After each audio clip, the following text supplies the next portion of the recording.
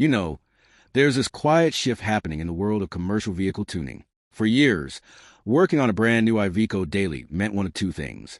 Either you cracked open the ECU on the bench, or you shipped the whole thing off to a specialist. It was a bottleneck, a waiting game that cost shops time and money. But the latest updates from the big tuning tool manufacturers just flipped that model on its head. All right, let's talk shop. This is Hussein, and welcome back to Baabji Motors, where we break down the real-world side of auto diagnostics and programming. Before we dig into the nuts and bolts, a quick heads up. This is strictly an educational walkthrough.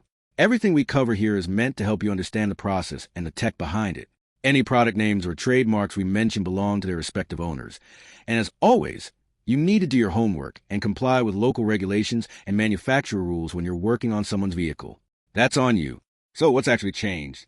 Two of the big players in the game, Magic Motorsport with their Flex software and Autotuner, have just dropped updates that target a very specific, very modern control unit, the Bosch MD1CS069.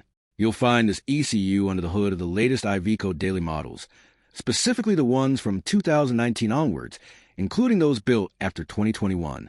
And the headline here is that you can now talk to these ECUs directly through the OBD port. No bench, no shipping, no downtime. Let's start with a Flex update, which is now at version 7.49.00. They've implemented a new OBD protocol that lets you bypass the Vehicle Security Gateway module, that's the SGW you always hear about, and connect right to the standard diagnostic connector under the dash. What this means in plain English is that you're not pulling the ECU out of the engine bay. You're plugging your laptop, firing up the software, and you can read the map area in about 5 minutes. A full write operation takes roughly 2 minutes. And the best part? You don't need to unlock the control unit beforehand.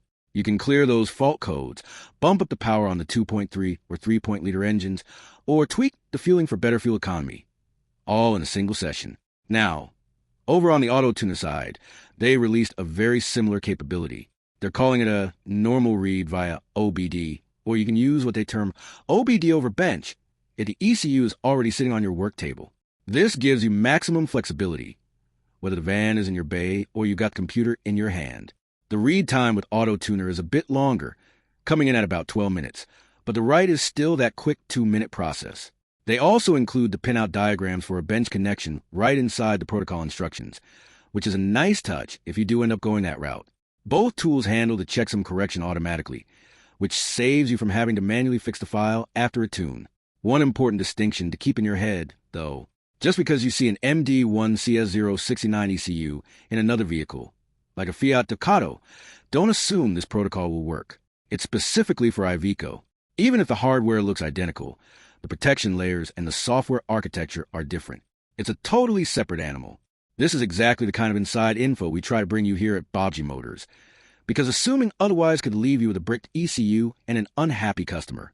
So, to circle back to the question I posed at the start, the shift here is from a reactive, hands-on-deck approach to a proactive, service-based model.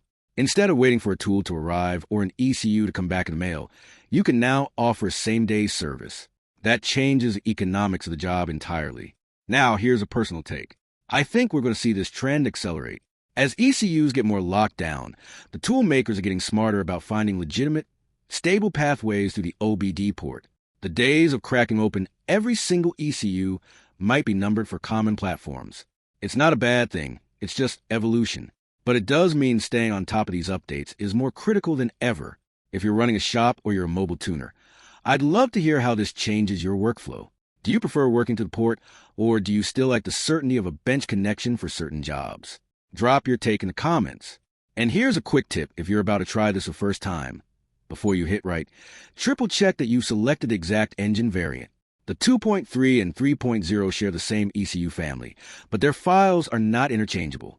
A mismatch that will cause a no start faster than you can pack up your cables. If this breakdown helped you understand what's possible with these new updates, hit that like button. We're aiming for 1,000 likes on this one.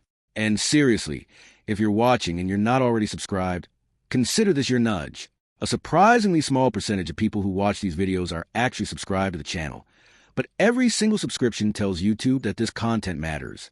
It helps us grow, helps us reach #1 in the automotive space, and frankly, it supports the dozens of hours that go into researching and filming these deep dives. So, if you found value here, hit subscribe, Maybe share it with a buddy who's still pulling ECUs for fun, and I'll catch you in the next one. Happy diagnosing.